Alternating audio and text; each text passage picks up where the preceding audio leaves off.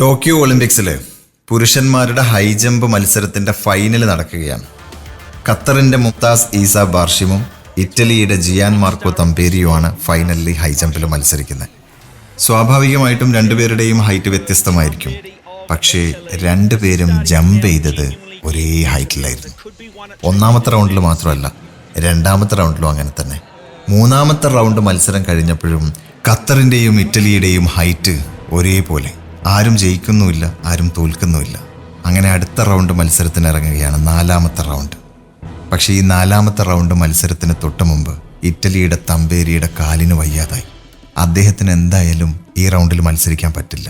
അപ്പോൾ സ്വാഭാവികമായിട്ടും ഖത്തറിൻ്റെ ബാർഷിം വിജയിക്കും. ജിയാൻ മാർക്കോ തമ്പേരി കഴിഞ്ഞ കുറേ നാളുകളായിട്ട് സ്വപ്നം കണ്ട് കാത്തിരുന്ന് ഒരുപാട് കാലം പ്രാക്ടീസ് ചെയ്ത് വന്നതെല്ലാം കാലിന് വയ്യാതായി എന്ന ഒറ്റ കാരണം കൊണ്ട് ഈ ഫൈനലിൻ്റെ ഫൈനൽ സ്റ്റേജിൽ നഷ്ടപ്പെടും.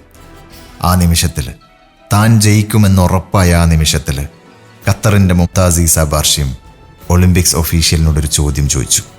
ലോകത്തെ തന്നെ ഞെട്ടിച്ചൊരു ചോദ്യമായിരുന്നു അത്. ഞാൻ ഈ മത്സരത്തിൽ നിന്ന് ഇപ്പോൾ പിന്മാറിയാൽ നമുക്ക് രണ്ടു പേർക്കും സ്വർണം ലഭിക്കുമോ? അതായിരുന്നു ചോദ്യം.